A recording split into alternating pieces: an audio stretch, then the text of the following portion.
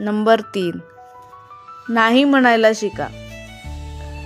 जर तुमच्या ग्रुपमध्ये किंवा ओळखीमध्ये अशी एखादी व्यक्ती असेल जी सतत गॉसिपिंग करते किंवा इतरांबद्दल वाईट बोलते, तर अशा चर्चेत सहभागी होऊ नका.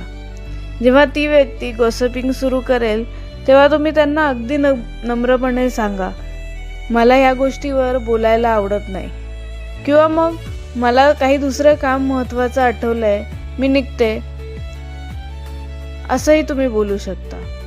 स्वतःची सीमारेषा, स्वतःची बाउंड्री स्वतः ठरवायला शिका.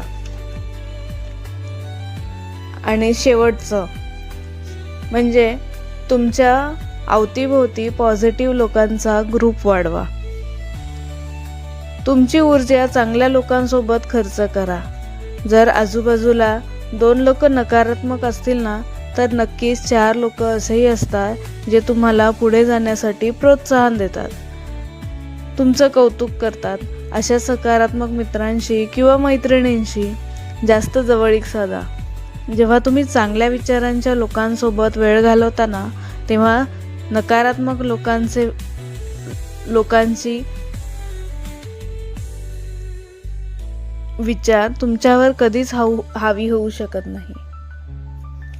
मैत्रिणींनो, कोळशाच्या खाणीत जेव्हा आपण जातो ना, तेव्हा आपण आपले कपडे सांभाळतो ना, तसंच या जगात जगताना स्वतःचं मन आणि विचार नकारात्मकतेपासून सांभाळा.